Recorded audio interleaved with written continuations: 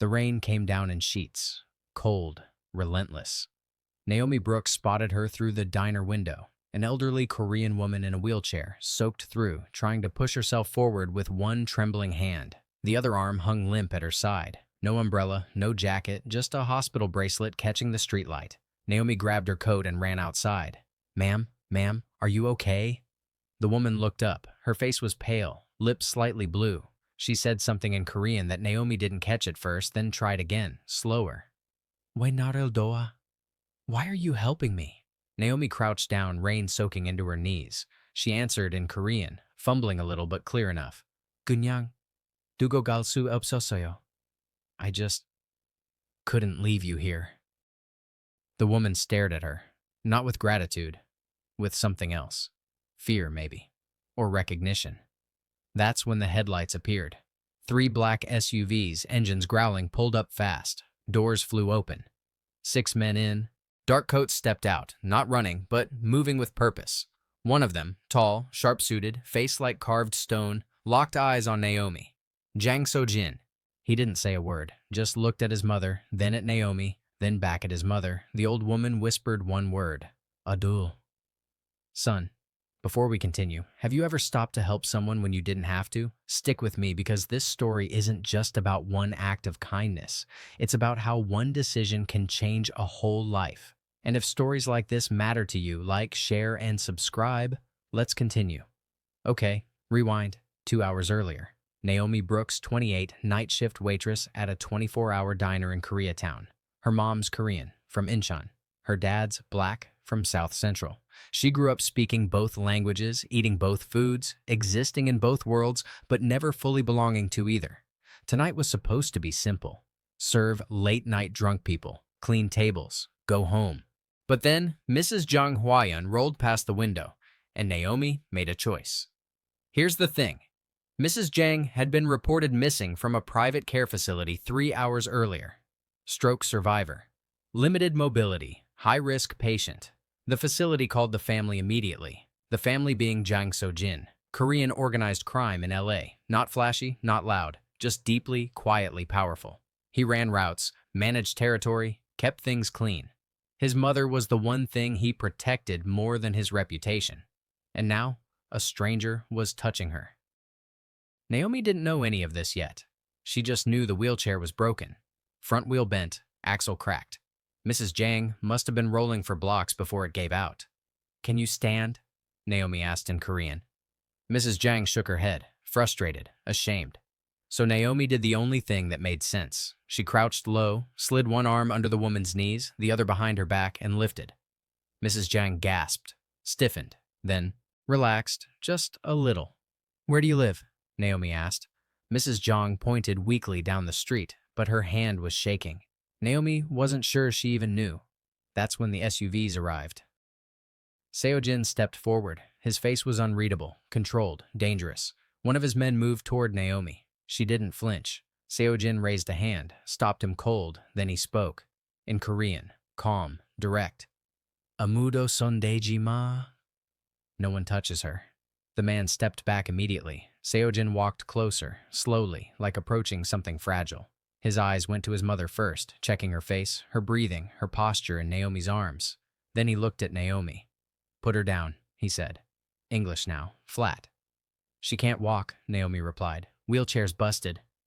"I can see that. Then you know she needs help."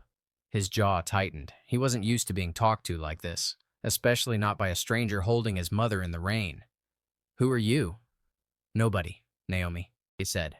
"I work at the diner. I saw her outside. That's it. That's it." "Yeah." He studied her. She didn't look away. Mrs. Jang shifted slightly in Naomi's arms and said something soft, almost pleading. Seojin's expression cracked for half a second. Then he nodded. "Put her in the car." Naomi hesitated. "Which one?" "Mine." She walked toward the lead SUV. One of the guards opened the back door. Naomi carefully, gently lowered Mrs. Jang onto the seat. The old woman gripped her wrist for a moment, squeezed once, then let go. Naomi stepped back. Seojin was right behind her. "Get in," he said. "I'm good." That wasn't a request. Naomi turned to face him fully, rain dripping off her hair, pepper spray keychain visible on her belt loop. "Look," she said. "I helped because she needed help, that's it. I'm not getting in a car with people I don't know." One of the guards moved again. Seojin waved him off, irritated now. "I'm not going to hurt you." "Great, then I'll walk." "She wants to thank you." Naomi glanced at Mrs. Jang through the window. The old woman was watching her with those same sharp, unreadable eyes. Naomi sighed. "Fine, but I'm keeping my phone out." Seojin almost smiled. Almost. "Fair." She climbed into the back seat. Mrs. Jang reached over and patted her hand. Once, twice. Seojin got in the front, didn't say a word. The convoy started moving, and Naomi realized she had no idea where they were going. The car smelled like leather and something faintly medicinal. Mrs. Jang's breathing was shallow but steady. Naomi kept her phone in her lap, screen facing up, location services on. Seojin hadn't looked back once. They drove through Koreatown, past the late-night karaoke bars and shuttered markets, then turned onto a residential street lined with gated properties. The kind of neighborhood where people didn't ask questions. Naomi spoke first. "She gonna be okay?" Sojin's eyes flicked to the rearview mirror. "She's fine." "She doesn't look fine." "She has a condition. It flares up when she's stressed." "And walking alone in the rain at night isn't stressful?" His knuckles whitened on the wheel. "She wasn't supposed to be out." "Yeah, I figured." Mrs. Jang made a small sound, not distress, just acknowledgement, like she understood they were talking about her. Naomi switched to Korean, softer. "할머니 괜찮으세요?" "Are you okay, grandmother?" Mrs. Jang nodded slowly. Then she did something unexpected. She smiled. Seojin glanced back again. This time, he held Naomi's gaze for a beat too long. "You speak Korean," he said. "My mom's from Incheon." "And your father?" "Why does that matter?" It doesn't. But the way he said it, like he was calculating something, made it clear that it did. They pulled up to a sprawling house. High walls, security cameras. The gate opened automatically. Naomi's stomach tightened. "This where you live?" "This is where my mother lives. With you. When I'm here." The car stopped. Two men in casual clothes, too casual, too alert, appeared from the side entrance. One of them opened Mrs. Jang's door immediately. Seojin got out and gestured to them. Carefully. They lifted her with practiced ease, like they'd done this 100 times. Mrs. Jang didn't resist, just let them carry her inside. Naomi stayed in the car. Seojin leaned down, door still open. "You coming?" "I did what I came to do." "She wants to thank you properly." "She already did." He exhaled through his nose, frustrated but controlled. "You helped my mother. The least I can do is offer you a meal." "I don't need a meal." "Then coffee, tea, water, something." Naomi looked past him at the house, warm lights glowing through tall windows. It looked normal, almost peaceful. She got out. 10 minutes, Moaita, she said. "Fine." Inside, the house was immaculate. Minimalist furniture, soft rugs, a faint smell of incense and jasmine tea. Nothing about it screamed crime boss. It felt like a home. Mrs. Jang was already in a new wheelchair. This one sleek, electric, expensive. A nurse in scrubs was checking her vitals, adjusting her blanket. Seojin spoke to the nurse in rapid Korean, too fast for Naomi to catch all of it. Something about medication schedules and monitoring overnight? Mrs. Jang waved her hand dismissively and said something sharp. The nurse bowed slightly and left the room. Then the old woman looked at Naomi and patted the chair beside her. Naomi sat. Mrs. Jang reached into a small drawer on the side table and pulled out an envelope. Thick, unsealed. She held it out. Naomi didn't take it. "I can't accept that." Mrs. Jang pushed it closer. "할머니, 정말 괜찮아요." "Grandmother, I'm really okay." Seojin stepped forward. "It's just money, for your trouble." "I didn't do it for money." "Then why did you do it?" Naomi looked at him, really looked at him. His face was hard, but his eyes were tired, like he'd been awake for days. "Because she needed help," Naomi said. "That's it." Mrs. Jang said something in Korean, soft, approving. Seojin translated without being asked. "She says you have a good heart. She doesn't know me." "She knows enough," Naomi stood. "I should go." "How are you getting home?" "I'll call a ride. I'll have someone drive you. I'm good." It's late. I work late shifts. I know how to get home. He didn't argue, just pulled out his phone and tapped something. A moment later, one of the guards appeared. Take her wherever she needs to go, Seojin said, then to Naomi. He won't ask questions, just tell him the address. Naomi hesitated, then nodded. Mrs. Jang reached out and squeezed her hand again. This time, she didn't let go right away. She said something in Korean, slow, deliberate. Dasi wa... Come back. Naomi swallowed. Maybe. Seojin walked her to the door, stopped just before she stepped outside. Thank you, he said, quietly, like the words cost him something. You already said that. I meant it. She looked at him one more time. You should keep a better eye on her. I know. I'm serious. She could have... I know. The air between them felt heavy, not uncomfortable, just waited. Naomi left. The guard dropped her off at her apartment without a word. No small talk, no questions. Just a nod when she got out. She walked upstairs, unlocked her door, and collapsed onto her couch. Her phone buzzed. Unknown number. The text was short. If you ever need anything, JS. She stared at it for a long time. Then she deleted it. But she didn't block the number. 3 days later, another text. My mother asks about you. Naomi didn't respond. 2 days after that. She wants to cook for you. I told her you're busy. Am I right? Naomi almost smiled. She typed, what's she making? The reply came fast. Kimchi jjigae, John. Too much food. Come Friday, 7 p.m. Naomi stared at the screen. This was stupid. This was so stupid. She typed, I'll think about it. Another message popped up immediately. That means yes in every language. Naomi laughed. Actually laughed. She showed up Friday at 7. Mrs. Jang's kitchen was warm, steam rising from pots, the smell of garlic and sesame oil thick in the air. Naomi sat at the table while the old woman moved around in her wheelchair with surprising efficiency. Seojin stood near the counter, sleeves rolled up, chopping scallions. It was the most normal thing Naomi had seen him do. You cook? She asked. Sometimes. Didn't expect that? Most people don't. Mrs. Jang said something in Korean, sharp, teasing. Seojin's jaw tightened. She says I'm terrible at it. She's not wrong, Mrs. Jang added in English. Naomi blinked. The old woman grinned. Wait, you speak English? Little bit. Mrs. Jang tapped her temple. Stroke make hard, but I understand. Naomi laughed. She couldn't help it. You've been listening to everything. Always. Seojin set the scallions aside and brought over the jjigae pot. The stew was bubbling, rich and red. He ladled it into bowls without ceremony. They ate in silence for a while. Not awkward. Just quiet. Mrs. Jang watched them both with those sharp eyes, like she was seeing something they weren't. Finally, Naomi spoke. Why'd she leave? Seojin paused mid-bite. What? The care facility. Why'd she walk out? He set his spoon down, looked at his mother. Mrs. Jang said something soft, sad. Seojin translated. She said she wanted air, wanted to feel like herself. They don't let her out? They do, with supervision. And she didn't want supervision. No. Naomi nodded slowly. She got it. That kind of tired. That kind of trapped. Must be hard, she said. Watching someone you love disappear piece by piece. Seojin's face didn't change, but his hand tightened around his spoon. Yeah, he said quietly. It is. Mrs. Jang reached across the table and squeezed his wrist, then hers. The rest of the meal passed easier. Small talk, safe topics.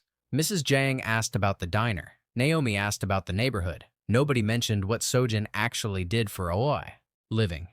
When they finished, Mrs. Jang excused herself. The nurse appeared and wheeled her toward the bedroom. Naomi stood to leave. Wait, Seojin said. I should go. Just 5 more minutes. She hesitated, then sat back down. He poured tea. Green. Fragrant. She likes you, he said. I like her too. She doesn't like most people. Maybe she has good taste. He almost smiled. Maybe. They drank in silence. Then Naomi asked the question she'd been holding back. Do you ever think about stopping? Seojin looked at her, really looked. Every day. Then why don't you? Because it's not that simple. It never is. He leaned back, exhaled. My father built this, all of it, and when he died, it became mine, whether I wanted it or not. You always have a choice. Do I? Yeah, you do. He stared into his tea. What would you do? If I were you? Yeah. Naomi thought about it. I'd figure out what matters more, the legacy or the life. And if I can't have both, then you pick one and you live with it. Seojin was quiet for a long time. Then he stood. Come with me. They drove to Griffith Park, the overlook. City lights sprawled out below them like scattered stars. The wind was cold. Naomi pulled her jacket tighter. Seojin stood at the railing, hands in his pockets, staring out at the city. My father used to bring me here, he said, when I was a kid, before everything got complicated. What was he like? Ruthless, brilliant, proud. He paused. Lonely. Sounds familiar. Seojin glanced at her. You think I'm lonely? I think you don't let people close enough to find out. He didn't deny it. Naomi moved beside him, close but not touching. You don't have to become him, she said. You don't got to become someone else. Just stop becoming worse. Seojin turned to face her fully. The space between them felt electric. He leaned in. So did she. Then she stopped, pulled back just slightly. This isn't smart, she whispered. Seojin didn't move, didn't push, just stayed there, close, waiting. I know, he said. Naomi exhaled, long and slow. Then she stayed. They kissed, slow, deliberate. Not rushed, not desperate, just chosen. When they pulled apart, Naomi rested her forehead against his. This is gonna get complicated, she said. It already is. I mean, really complicated. I know. She stepped back, looked at him. I'm not running into this blind. Whatever you're into, I need to know what I'm walking into. Seojin nodded. Fair. So? He was quiet for a moment. Then, there are people who don't want me changing things, people who benefit from the way things are. And if you try to stop, they push back. How hard? Hard enough. Naomi crossed her arms, not defensive, thinking. And me being around you makes you a target. Great. I can protect you. I don't need protection. I need honesty. Then here's honesty. He looked her dead in the eye. If you stay close to me, your life gets harder, complicated, maybe dangerous, and I can't promise it won't touch you. Naomi held his gaze. Okay. Yeah, okay. Seojin blinked. That's it? What'd you expect? Drama? I'm a grown woman. I make my own choices. He stared at her like she'd just spoken a language he didn't know. Then he kissed her again. This time, she didn't hesitate. They drove back in silence. Not uncomfortable, just heavy. When they pulled up to her building, Naomi opened the door, then paused. Seojin? Yeah? Don't make me regret this. He looked at her, serious, steady. I won't. She got out. He watched until she was inside. Then he made a call. We need to talk, he said. About the routes, about the territory, about all of it. The voice on the other end was cold. You sure about this? Seojin looked up at Naomi's window. The light had just turned on. Yeah, he said. I'm sure. The warning came 3 days later. Seojin's security chief, a man named Kim with gray at his temples and scars on his knuckles, pulled him aside after a meeting. There's been movement, Kim said. Low, urgent. Where? Western Territory, the Calderon Network. They're asking questions. About what? Kim hesitated. About the girl. Seojin went still. How do they know about her? You've been seen, together, twice now. I've been careful. Careful isn't invisible. Seojin's jaw clenched. What are they saying? Nothing direct, but they're watching, testing boundaries. Tell them to back off. Boss, they don't take orders from us. Not anymore. Not since you started pulling back from the cross-territory deals. Seojin didn't respond. He knew Kim was right. 2 hours later, the situation got worse. A black sedan pulled up outside Naomi's diner. Midday, broad daylight. A man stepped out. Expensive suit, gold watch, calm smile. He walked inside, ordered coffee, and sat in Naomi's section. When she brought the cup over, he looked up at her with that same easy smile. Naomi Brooks, he said. Not a question. She froze. Set the coffee down carefully. Do I know you? Not yet. My name's Mateo Calderon. He gestured to the seat across from him. Do you have a moment? I'm working.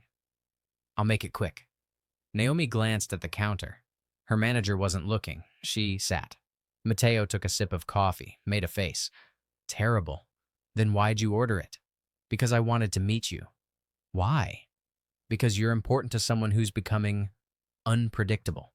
Naomi's stomach dropped, but she kept her face neutral. I don't know what you're talking about. Jang Seojin. You know him. You've been to his home, spent time with his mother, kissed him at Griffith Park 3 nights ago. Her blood ran cold. Mateo leaned back, relaxed, unthreatening, which somehow made it worse. I'm not here to scare you, he said. I just want you to understand the situation. Seojin's making changes. Big ones. Changes that affect a lot of people. And when people get nervous, they look for leverage. And you think I'm leverage. I think you're a variable. Naomi leaned forward, voice low, steady. Listen carefully. I don't know what Seojin does. I don't know who you are, and I don't care. But if you think showing up here is going to make me disappear, you're wrong. Mateo's smile widened. I like you. You've got spine. Great, now leave. He stood, dropped a $100 bill on the table. For the coffee and the conversation. Then he walked out. Naomi sat there for a full minute, heart pounding, before she grabbed her phone. Seojin arrived within the hour, not at the diner. He texted her an address, a warehouse, empty, neutral ground. When Naomi walked in, he was pacing. You okay? He asked immediately. I'm fine. Who the hell was that? Mateo Calderon. He runs distribution south of here. Drugs, mostly, some weapons. And he knows about me. Yeah. How? Because I've been sloppy. Seojin ran a hand through his hair, frustrated, angry at himself. I thought I had more time before they noticed. Noticed what? That I'm pulling out. Naomi blinked. You're what? I've been shutting down routes, cutting ties, trying to transition everything into legitimate businesses. It's slow, messy, and people like Mateo, they don't like change. So what does he want? He wants me to stay in line, keep things predictable, and if I don't, he comes after me. Seojin nodded. Naomi took a breath, steadied herself. Okay, so what do? We get you somewhere safe. No. Naomi, I'm not hiding. This isn't a game. These people don't make empty threats. And I'm not some fragile thing you need to lock away. She stepped closer. You want out? Fine, but don't sideline me because you're scared. I'm not scared. I'm being realistic. Then be realistic and, let me help. How? I don't know yet, but running isn't it. They stared at each other. The air between them thick with frustration and something else. Something that felt like trust trying to root. Finally, Seojin exhaled. Okay, but you stay close, and you listen to Kim. He'll keep you safe. Fine. And one more thing. What? You work one more shift at the diner, then you're done there. Just until this settles. Naomi wanted to argue, but she saw the look in his eyes. Not controlling, desperate. One more shift, she agreed. That night, Naomi worked her final shift. Nothing happened. No black sedans, no well-dressed men, just the usual late-night crowd. Drunk college kids, quiet insomniacs, a couple arguing in hushed tones. But Seojin didn't sleep. He sat in his car across the street watching the diner windows until her shift ended at 2 a.m. When she walked out, she saw him, shook her head, got in. You didn't have to do that, she said. Yeah, I did. She didn't argue. The negotiation happened 2 days later. Neutral location. Downtown office building. Conference room that smelled like old carpet and stale air. Mateo sat on one side, Seojin on the other, lawyers present, contracts on the table. You want out, Mateo said. Fine, but it's going to cost you. Name it. Western routes, all of them, and the warehouse off 6th. Seojin didn't flinch. Done. And one more thing. What? Your lieutenant, the one who's been pushing back on the transition. He stays with us. Seojin's jaw tightened. He's loyal. He's stubborn. And he's a problem for you. Let him go. It wasn't a request. Seojin signed the papers, lost half his infrastructure in one meeting. But when he walked out, Naomi was waiting in the car, and for the first time in years, Seojin felt like he could breathe. The transition took 8 months. Not smooth, not clean, but it happened. Seojin sold off properties, rerouted money into legal ventures, a restaurant, 2 laundromats, a small logistics company that actually shipped legal goods. Some of it worked, most of it didn't. The restaurant lost money for 4 straight months before he hired someone who actually knew how to run one. The logistics company nearly collapsed when a former associate tried to use it as a front without permission. Seojin shut that down fast, but the cost was real. He lost people. Friends who'd been with him since the beginning walked away, some angry, some disappointed. One tried to start his own operation and got arrested within weeks. Seojin visited him once in county. Didn't say much, just sat across from him in the visitation room. "You could have come with me," Seojin said. The guy laughed, bitter. "To what? Washing clothes and flipping burgers?" "To something different."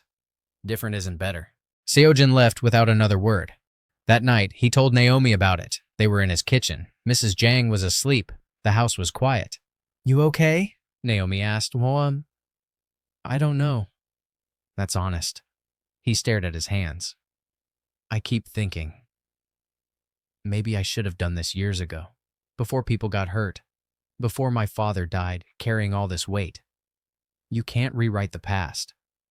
"I know, but I wish I could." Naomi moved beside him, put her hand over his. "You're doing it now? That counts?" "Does it?"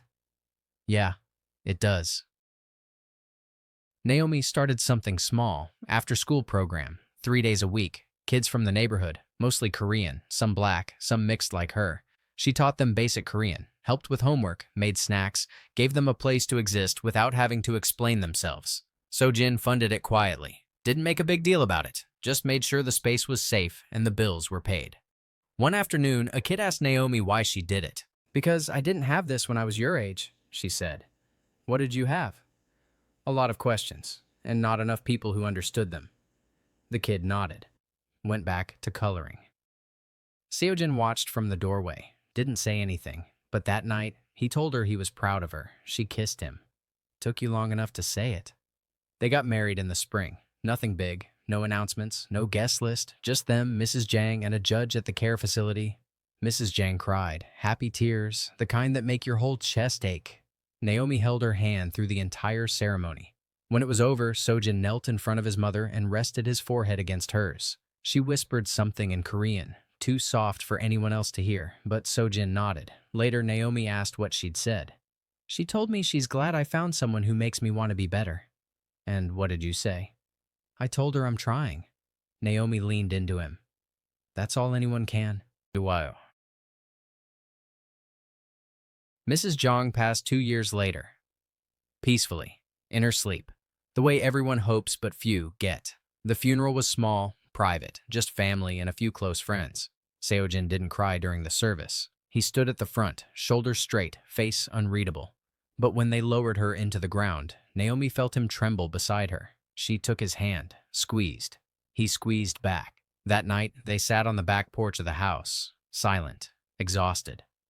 "She was proud of you," Naomi said. "I hope so." "She was. She told me." Seojin looked at her. "When?" "A few weeks before. She said you'd finally figured out what mattered." "Did she say what that was?" "Family, love, actually living instead of just surviving." Seojin leaned back, stared up at the sky. "I wish I'd done it sooner." "You did it. That's what matters." "Is it enough?" "I don't know, but it's something." They sat in silence until the stars came out.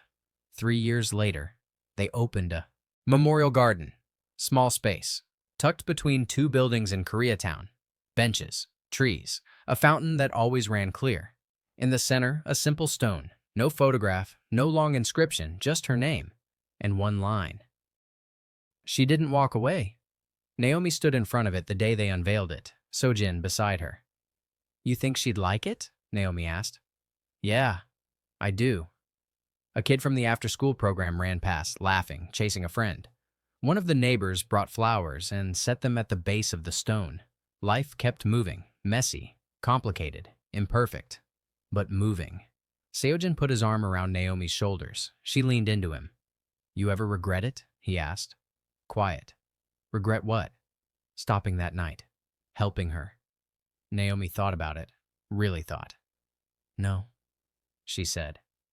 Not even a little. Even with everything that came after? Especially because of everything that came after. He kissed the top of her head. Didn't say anything else.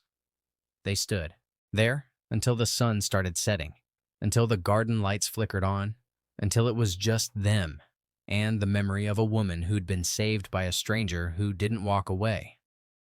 Here's the thing about choices. They ripple. One moment, one decision.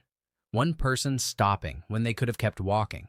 It doesn't fix everything. It doesn't erase the past. It doesn't guarantee a happy ending. But sometimes it's enough. Sometimes it's the beginning of something better. Naomi helped an old woman in the rain because it was the right thing to do. And that one moment changed everything. Not perfectly, not easily, but completely. The thing that saved Jang Seojin wasn't power, wasn't money, wasn't legacy. It was a stranger who stopped. So here's the question. Would you have stopped that night? Or would you have kept walking? Naomi didn't walk away. If that choice meant something to you, like the video, share it and subscribe for more stories like this.